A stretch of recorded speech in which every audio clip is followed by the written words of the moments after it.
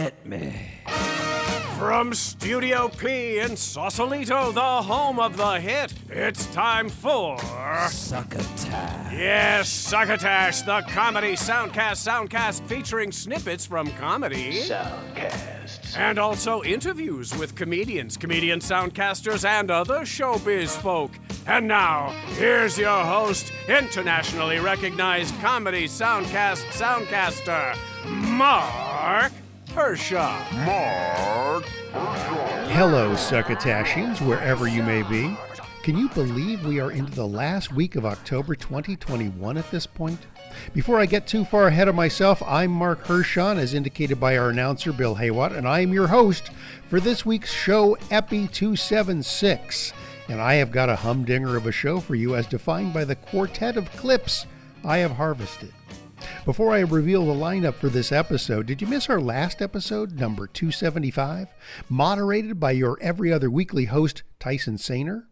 It was a fun one, to be sure, and featured clips from Dragon Talk, Cinemassacre Podcast, and Metaphysical Milkshake with Rainn and Reza. This week's installment has some overt team-ups, like Mike and Tom Eat Snacks and O'Brien and Bolt. And then there's subtler team-ups, as with the two hosts of the projection booth and the Dana Gould Hour, where the host brings in a few pals to riff with him about horror movies. And this being Halloween week, we are sponsored once again by Henderson's Pants Deathly Hallowwear. Protect your delicate treats from the ravages of Halloween miscreants with Deathly Hallowwear. I say let's get moving right along and get to the clips. First up is a warm welcome for the return of what was one of my favorite soundcast back-a-ways, Mike and Tom Eat Snacks.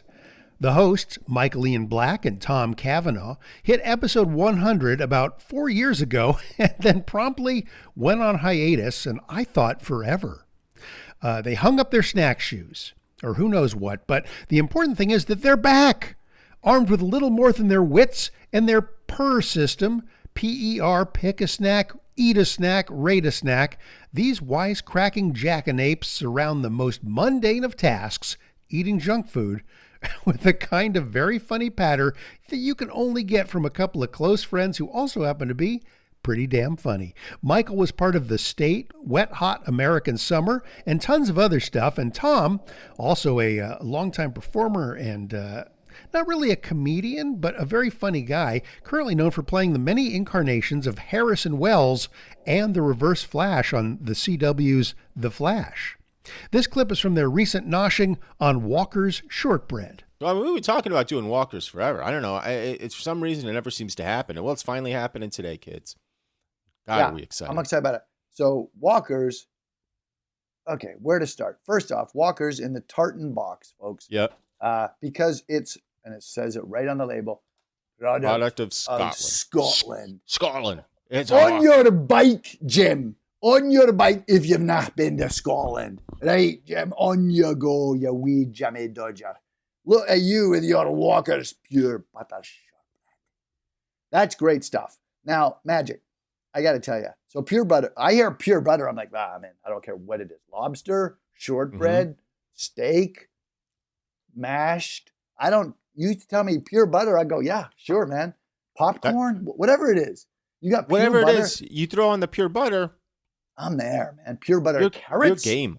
I don't care what it is. You throw pure butter in, you've gotten it. You got me hooked. Do you want to go to the premiere of 100 Days in Ayers Rock, straight in the arid humidity of the mid-Australian outback? And I'm like, nope. I sure don't, because I don't want to burn. It's pure butter documentary. We'll be there. I'm in. You don't have to ask me twice. You tell me pure butter, I'm in. You know? Pure butter is the best kind of butter. You know why? It's pure. It's not impure, right? So we've got that. It's a product of Scotland. We've got the tartan. We got the shortbreads there on the front of the box, sitting on the tartan, like somebody like, do you know what I might do? I might say these three for later, and I'll just put them on my kilt. I'll wrap them in my kilt. I'll just put them right here on my wee kilt. And so I can have them when I want them later. So I'll tell you what I'm never doing with my shortbread. I'm never wrapping it in tartan fabric. That's the last thing I'm doing with it. I'll put it in a little baggie. Sure. I might wrap it in some wax paper.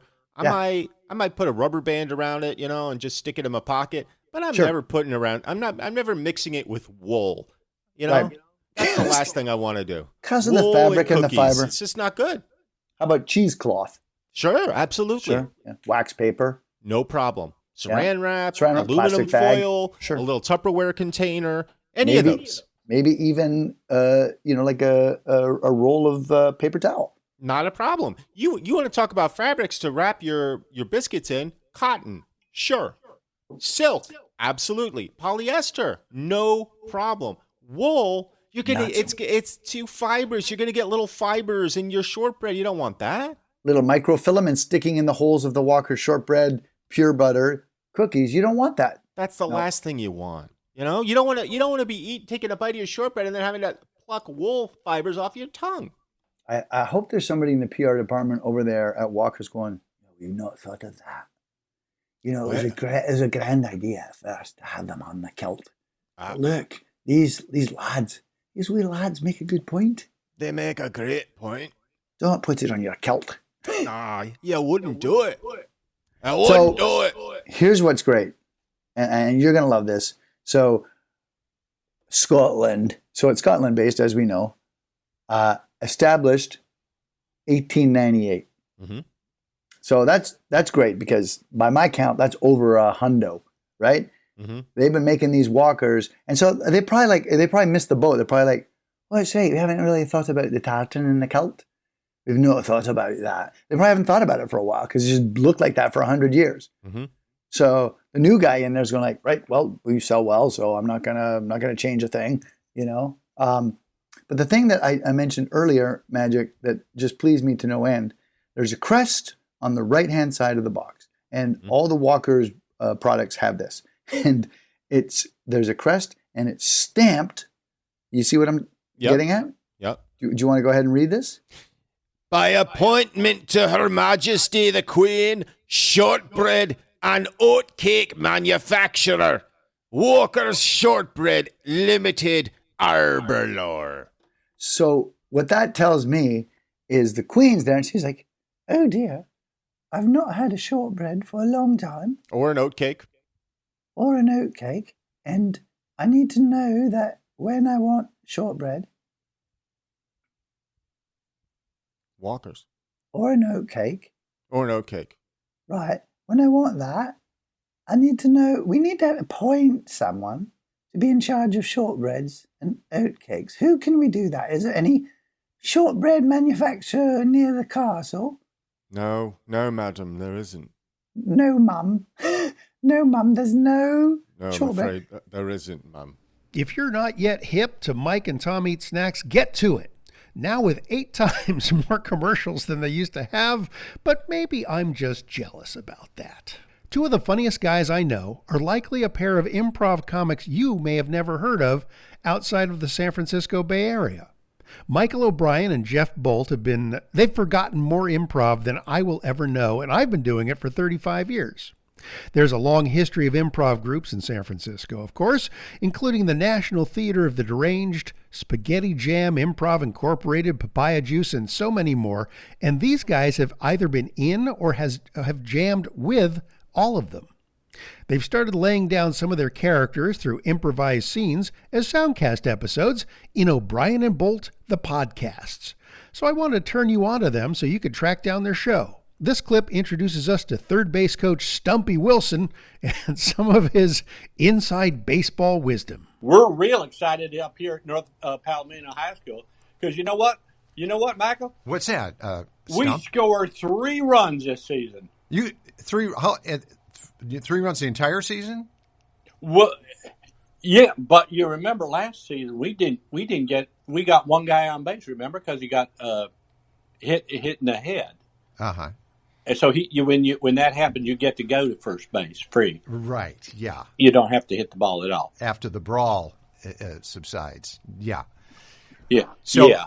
No. Well. Yeah. Well, there was no brawl, but we have a real good player that we got late in the season, transferred from down your way, and she is mean, and she is big, and she can hit the ball. And she knows how to run, and she knows which direction to run into, even more important.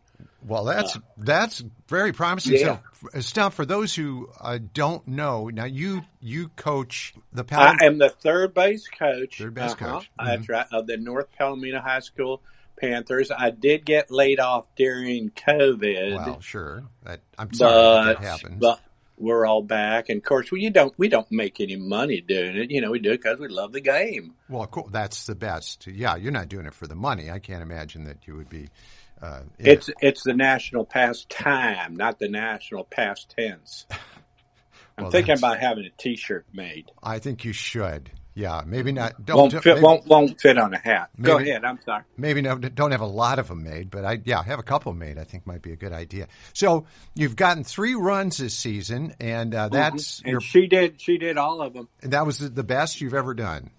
She scored all 3 runs, and I'm not going to mention Cindy's name because she said, she doesn't need the publicity. Right. For all kinds of reasons and stuff. She transferred here, not of her own accord, really, but it was mandated. Anyway, she said, that's why I'm not going to mention her name. Okay. Well, that's fine. So, because she said, don't mention my name. Mm-hmm. So now is it based? Yeah, and her parents said the same thing. Okay. Well, we won't. They don't need that. That's all behind them, and they don't need people. We won't mention Cindy's trying to name, figure out where they moved to and all that. Got it. Now what? North Palomino. Right. What? So I take it that the season then is over for you, or she was adamant about it too. She said, if you mention my name, I'm going to come looking for you. Okay. Yeah. So. Yeah. But that's why I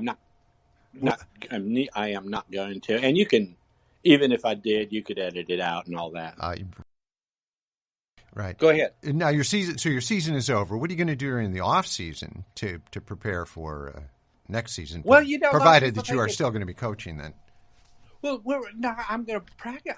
Just like the players do. I practice. Year round. You got to stay in shape. Sure. You don't want to forget, because once you forget how to ride a bike, you can't get on it and just go, I'm riding up the hill. Right. Because you'll fall off. So what I do is I get up there. Me and my wife, who's very handy, by the way, she's and quite a crafts person. She could make these T-shirts we were talking about earlier if she wanted to. We talked, I think, one time I was on your show, we talked about the oven mitts. Oh, yes. The North Palomino High School Panther oven selling mitts. Those to raise. She had a card table. Mm-hmm. She had a card table. Yeah. And she sold, I don't know, but at least almost enough to pay for, all the materials and time and everything. Sure. But the point is, practice makes perfect, and that's what we're all about. So she will help me coach during the off season, and she'll just come running. We go out to the ball field. She'll come running around second, and I'll be jumping up and down on third base. Wait, come on. There's nobody there or anything, but she'll come in and I'll say, down, slide, or stand. You can stand up, or sometimes, and she'll hang out on third base with me, and we'll talk a little bit about the kids and stuff. And that sounds pretty. We don't get to see them all that often anymore because they're grown up and long gone. Yeah. Their episodes are all pretty short and funny, and you can catch all 45 plus installments of O'Brien and Bolt, the podcasts, at their home site up on Podbean. They're also on Apple Podcasts and, pretty much everywhere else you find soundcasts. We will be back right after this word. Ghosts and goblins, Frodo and Spider-Man, and lots of slutty nurses all wandering the streets can only mean one thing. No, not Fleet Week. It's Halloween. This special time every year, Henderson's restocks the shelves and interwebs with our Deathly Halloware. More than just a pair of pants, and yet not quite a full-blown costume, Henderson's Deathly Halloware is meant to be worn under your disguise to make sure your Halloween stays safe, sane, and filled with treats. The wizards at Henderson's Tailoring Factory start with a thin yet comfy layer of 100% cotton lining. Stitched to that is a second layer, this one made from 70 mil thick military-grade Kevlar. Finally, your Deathly Halloware is coated with waterproof matte black acrylic, strong enough to keep you safe in the darkest night, whether it's hailing hail or bullets. Henderson's Deathly Halloware is also light enough to assure that you can keep tricking and treating until the cows come home. Moms and dads, Henderson's wants to remind you that not even our Deathly Halloware can guarantee complete protection from the lowlives and scumbags that are waiting to prey on your precious children. It can't detect razor blades and apples or roofies and Rolos. So when you steal your kids' candy while they sleep, be extra careful and take a good look at what you're biting into before it bites into you. Henderson's Deathly Halloware was originally designed for Freddy Krueger, Jason Voorhees, and Michael Myers. Not the unstoppable killing machine from the Halloween movie franchise, but that unstoppable mugging machine from Wayne's World. That's Henderson's. Fine trousers and costumery since 1549. And now back to Succotash. All right. Next up, when is an hour not an hour? Well, when it's the Dana Gould Hour. The latest episode, House of Halloweenery, runs a good 2.5 hours, and I'm not complaining. Dana is super funny, he's off kilter, and can get pretty dark. He did, after all, come up with the IFC show Stand Against Evil, which you can still see up on Hulu, and it is a good barometer of Dana's sense of humor. In the latest episode of his soundcast, The Dana Gould Hour, he starts out talking with Jeff Abraham and Bert Kearns, authors of The Show Won't Go On, stories about performers who literally died on stage. This clip, however, is from the back half of the show when he talks horror movies and more with friends of Succotash Matt Weinhold and Ken Daly, who I wish was a friend of the show. The Shining, when it comes to the topiary animals, okay? I don't know, you've watched a lot of Doctor Who, the more recent stuff, and the episode Blink with the weeping angels. Weeping angels are scarier than anything in the Kubrick Shining. Well, yes, but that's the way you could have done those animals, is that every time you turn around, they're closer, Don't show and them. that would have been scary. Yeah, well, that's the thing. I'm sorry, Ken, go. I like both the book of The Shining and the movie of The Shining, and they are two different things. Yes. Yeah. And but what you just said is the truth about, like, and it's how CGI ruined. Talk about John DeBont's The Haunting versus Robert Wise's The Haunting is the best example of I'll believe the impossible but not the implausible. No. When the house frowns at you in that scene, you remember that? You're like, no. This is just because you can do everything now that you have this new software, you probably shouldn't. No. Yeah, well, in the Robert Wise version, it's just moving the light so a shadow moves. Yeah, across a detail. or like what they did in Blink, which is like, did I see that move? Yeah. Did I? 'Cause that's what we did in Stand Against Evil all the time. Was we would just like. Anything, it's fine if it happens off camera. If you're not sure if it's there or not, great. Yeah. That's the creepiest thing about the end of the Blair Witch is like, what's that guy doing in the corner? Yeah. We on our show, there's so many times where we have to defend that movie. And I always tell the story about how I first saw it, which was you. Yeah. Lending this tape out. Yeah. You know, and that's the way to see That's that. the only way to see Yeah, it. to see it that's how on I a saw it, too. small screen. It's meant for a small screen. Yeah. I remember Like that. you discovered this tape. And you weren't sure if it's a. I had the What same is thing. this? Someone handed me, Al Higgins handed me a tape and said, watch this. Yeah. Yeah. I don't know much about it. It's some And it sort didn't of a start. thing It was that the only happened. tape that didn't start Ginger Lynn. I added that after. You need something to cleanse the palate. Now I know why he's standing in the corner. But when I saw that, it freaked me out. Yeah. The whole thing. And that's a film that I go back to quite often and enjoy it just as much. And the more that you learn about how they did it and the marketing and everything, and then The Curse of the Blair Witch is actually a really nice companion piece to And that. it's narrative, though, right? Yeah, well, it's done like a documentary about the Blair Witch. Okay. But done with care and Is it the newest one, Curse of the Blair? no. This was, I believe it's called The Curse of the Blair. 2001. It was put out in conjunction with the film, and I think they did it for Sci-Fi, where it was like a little special. Right. And really great. But I mean that film. Every time I go back, I'm amazed at the acting. People talk shit about, they're not these. No, it's great. They're not. Yeah, they're not great actors. Real. They seem like real people. It's very much No, it's great. like the stepson of Texas Chainsaw Massacre. I agree. You know, yeah. It's that. Yes. This is a true story. Yeah. Right. Even though it's not. Yeah. Which you, by the way, you can say. You can just say there's no legal. Yeah. You can just say based on a true story. Yeah. You can say that about Star Wars based on a true story. Yeah, it's based on a true story. Some people got together and they wrote a script. Yes. Yeah. No, you can document this. Have you seen, is it Malignant? Yes. I have not. I'm the James Wan stuff. Conjuring. First of all, I will not put a dime into the Warrens' pocket because, no. But I watched the trailer and some of it looks spooky. The real people. The real people. Yeah. I saw one of those movies. And I felt like, okay, I was like, this is like Alex Reed's old joke about reggae. It's like, you only need one album.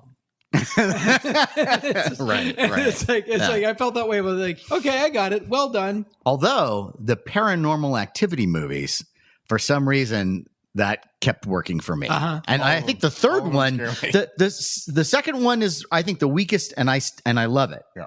But the third one is great, and maybe it's because I kind of enjoy the found footage thing.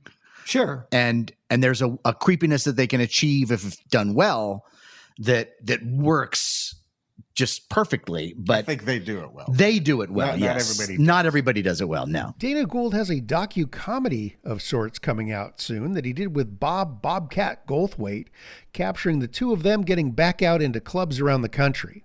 It's called Joyride, and should be streaming by the end of this week, I think. And if you haven't seen his Hanging with Dr. Z YouTube series, you have no idea what a treat you're missing. Nuff said. Do check out the Dana Gould Hour, won't you? This program deals with themes of an adult nature and is intended for a mature audience. I'm not sure the projection booth qualifies as a comedy soundcast per se, but hosts Mike White and Rob St. Mary do have some differences of opinion when it comes to reviewing films that can get a little testy and, frankly, a lot funny. This clip is from a recent episode when the guys put the new Dune movie up against the old Dune movie, directed by David Lynch back in 1984. It's not the most comprehensible movie, but guess what? My expectation at this point, if you're going to watch something like Dune, you should at least know what this is about, because this movie is going to do everybody a disservice by assuming everyone knows nothing, because then you have to catch everybody up to the same point, and good fucking luck with this story. Because they don't talk about the Butlerian Jihad or the fact that these are earthlings in the far goddamn future of our humanity where we as humans have been, had to fight the robots to survive. They don't talk about any of that. So then you're wondering, why does Dr. Yue speak Mandarin? It's like, well, it makes sense if these are earthlings. Why is his name Duncan Idaho? Two things that are earthbound inspiration. Yeah. Why are the Fremen speaking Arabic? Why is that what they say? And yeah, it's just so strange. The first 90 minutes of this film, and I rewatched it again today. So I've watched it twice in 2 days. And the first 90 minutes, I was like, okay, I'm kind of with this movie. It's really, once they crash in the desert, then it really just, to me, takes a turn. And it's like they are out there in that desert for a long fucking time before they reach the safety of rock, before they meet the Fremen. They don't need to meet them immediately because the Fremen live in the deep desert, but it should be a little quicker. And it just feels like there's a lot of stuff going on. And then it's so strange to me that Paul keeps having these dreams, and it really doesn't seem to me that he's connecting it with the spice and that the spice changes him, and it's just strange. But anyway, he keeps having these dreams, and Jamis is showing up like crazy in the dreams. And then when they finally meet Jamis, as is the story, he kills Jamis pretty much right away. And it's like, well, why was he in your dreams then? And why is he acting like he's going to be this mentor figure, but in your dreams? I would assume it's in the second. I think the problem with this movie is it's boring, but I don't want to be like, it could be in the second movie, because that feels like giving it too much credit. Because Fade Rotha may be in the second movie, or maybe he's just not in this at all. Have we contemplated that? Maybe they don't give a shit. Maybe the one of the characters that most people know about from the last Dune just isn't in this movie. Even though he's a big part of the book, even though he's literally the climax of what the next movie would be. He could have been the Kwisatz Haderach. I mean, he was being bred just like Paul was bred, but Paul, to the point of Reverend Mother, she says, Jessica, you were supposed to only bear his daughters, but she doesn't say that in this movie. It isn't a point of contention that she gave birth to a son. And that's something that I thought was very important from that. I thought it was very important that he was learning Mentat ways from Thufir, that he was learning Bene Gesserit ways from his mother, that he gives in so easily to the Reverend Mother when she uses the voice on him and immediately kowtows to her. I'm like, no, he's supposed to resist that voice. There needs to be that he has some power. We've seen him use the voice a little at the very beginning with the water glass, but come on. And I don't understand why Paul doesn't immediately go to his dad and say, hey, this guy out here watering all these date palms, get rid of this guy and get rid of those goddamn date palms. They're taking up 100 people's water a day. Like, that should be the first thing that the Atreides do when they come to this place. I agree. I don't think it's any surprise that one of the people who worked on the script for this film is John Spates. One of the things that he has worked on that I was not a huge fan of, and it always sticks out whenever I look at his filmography, Prometheus. He did help write Doctor Strange, which is a fantastic Marvel movie. But it's kind of like Iron Man, but with magic. There's nothing wrong with that. If you're on the fence about movies or just want to speak knowledgeably to your friends and coworkers about stuff that's out there on screen, check out the projection booth, available pretty much everywhere fine soundcasts are found. I was late getting this episode up and out this week, my apologies, mostly because the power was out in Studio N, my nerd nook, because of the storms we had this past weekend in the Bay Area, so I couldn't harvest clips or get much of anything else done, so we will have to dispense with the tweet sack this time around. Sorry, Tweety. And there are no calls into the Succotash Soundcast and Runaway Truck Status Hotline anyway. Tyson Saner will be in this feed with your next week's show, Epi277. That's of Succotash, the comedy soundcast, of course, and I'll be back the week after that. In the meantime, have yourself a great Halloween. Wear a mask. Well, wear a costume mask and a regular breathing mask. Get vaxxed, and if anyone asks if you've heard anything good lately, won't you please pass the Succotash? You've been listening to Succotash, the comedy soundcast, with your host, Marc Hershon. Brought to you by Henderson's Pants and... Imagine your company's name right here. Rate us and review us at Apple and Google Podcasts. Find us on the web at succotashshow.com, on Spotify, on Stitcher, on iHeartRadio, on YouTube, on SoundCloud, and wherever fine soundcasts are streamed and or downloaded. Follow us on Twitter and Instagram at Succotash Show. Like us on Facebook. Email us at marc@succotashshow.com. Or call into the Succotash Skype line at our toll call number 818-921-7212. That number again is 818-921-7212. You can also upload clips from your favorite comedy soundcasts directly to us using our direct upload link at hightail.com/u/Succotash. Succotash is produced and engineered by Joe Paulino through the auspices of Studio P Sausalito, the home of the hit. Our hosts are Marc Hershon and Tyson Saner. Our musical director is Scott Carvey. Our booth assistant is Kenny Durges. Succotash is executive produced by Marc Hershon. Until next time, I'm your loyal booth announcer, Bill Haywatt, reminding you to please pass the Succotash.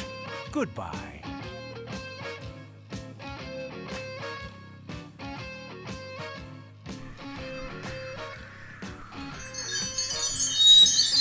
This has been a Succotash Patch production.